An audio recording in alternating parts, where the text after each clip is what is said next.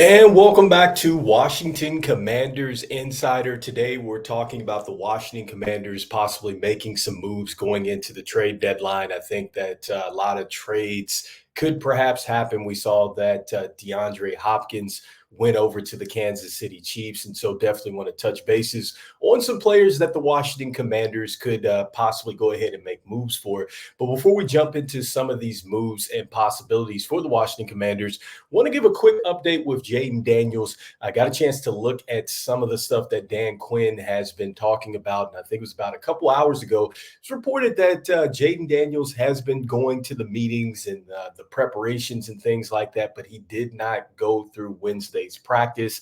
Not sure if he's going to be able to suit up this Sunday. I'm sure he would probably have to at least get a couple of days of practice going into Sunday, but they did say that they are going to take this thing very slow, take it on a step by step basis here. So hopefully we can get Jaden Daniels back. And so now that we move forward into some of the hot topics here going around the NFL, talked about DeAndre Hopkins. Here are some of the players that I think would be interesting to possibly take a look at for the Washington Commanders if they are going to make a move, starting with Max Crosby. And I talked about Max Crosby a little bit yesterday and, just kind of giving you a little bit as to what Max Crosby has done. One of the league's best pass rushers. You see that right there at 6.5 sacks this season. But the issue, I think, with him, and I think one of the challenges, I think, for the Commanders and this front office is that he has 2 years left on his contract. And what that means is that with those 2 years, would the Washington Commanders want to jump in and get Max Crosby at that price point? And I'd have to think that the Raiders are looking to want some serious draft compensation, which is one of the things that I talked about. And so I'm just not sure that this front office is going to want to go out there and give a second round pick. I think once you start to talk about maybe a fourth, a fifth pick, something like that, maybe something like that, a fourth or fifth rounder. I think DeAndre Hopkins went for a sixth rounder. That could maybe turn into another round or an earlier round. And so something like that, I think definitely fits something for the Commanders and what I'm seeing. And I must say that I love it. I love how the front office really goes out there and they operate. This is a lot different from a lot of the moves that were made, I'd say, back in the day with the old front office, where they would seriously go out there and they would try to get the most popular free agent and really, I think, overpay for that free agent.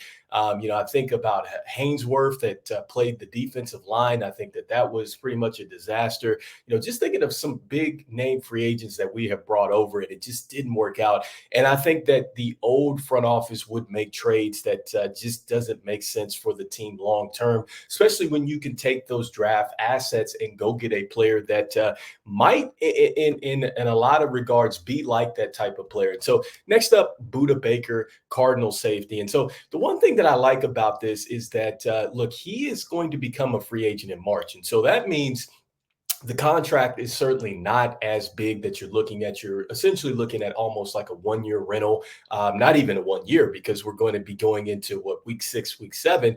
And so, this is a situation where, you're going to maybe put not so much out there to get him, but it could be a big reward. And so do you think that you can get a player like this over here? He can impact the defense. And is he a player that you want to build with long term? Because he is 28. Do you feel like you still have some years left here in his prime? That's another question that I think the Washington Commanders would want to ask.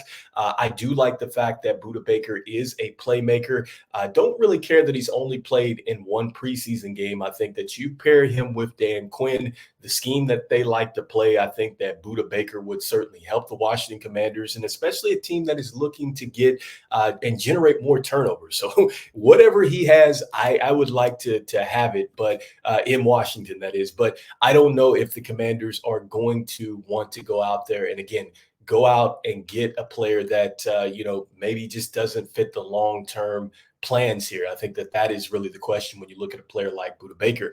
Next up, Cooper Kupp. And so I talked about him before, and I think that, obviously the work is there with just how good he has been in the league. I just don't like the injury history as of late with him.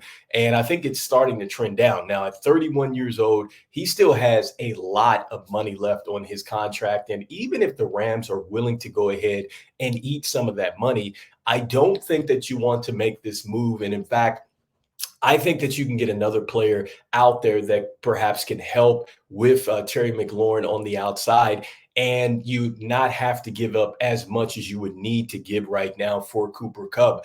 And so I think that for sure he does get traded. I think that there is the speculation that the Rams are looking to be sellers here. They're not going anywhere. I've heard that maybe Matthew Stafford might be traded as well.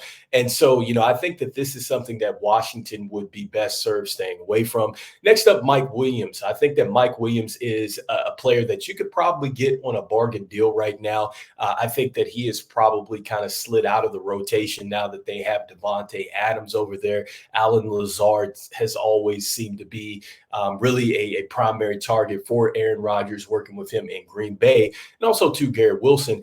And so, look, has 11 receptions for 160 yards in 7 games this season.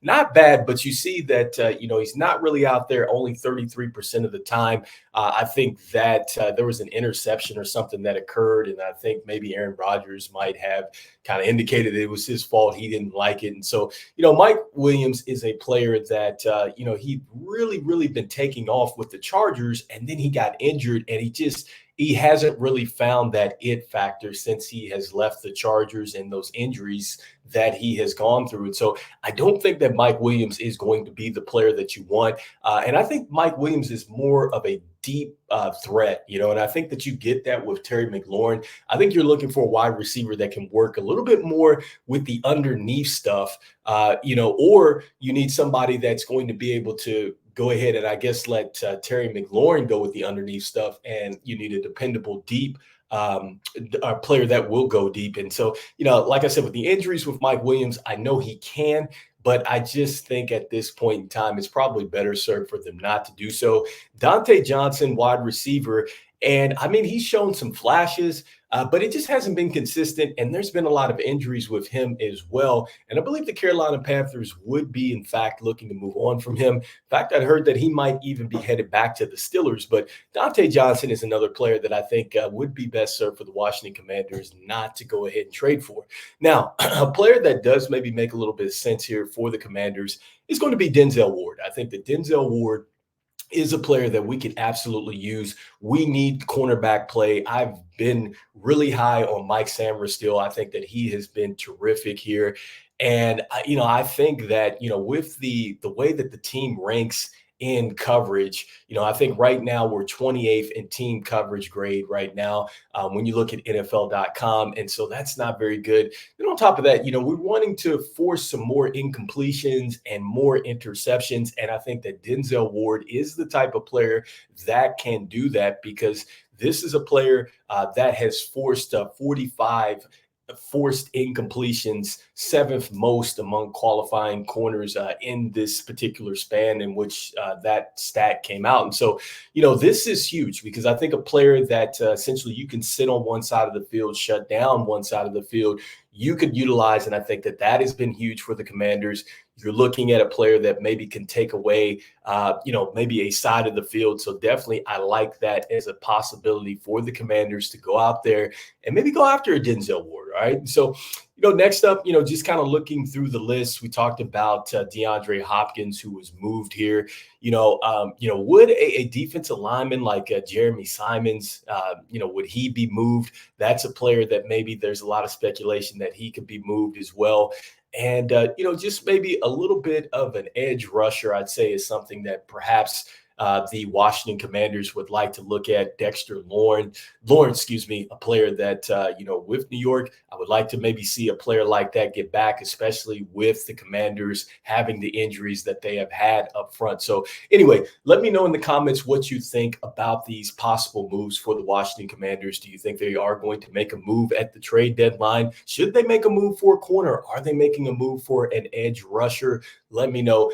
This is Washington Commanders Insider. We'll be talking more about the Washington Commanders against the Chicago Bears coming up on the next show. All right, this is Rico. I'll see you guys on the next one. Peace.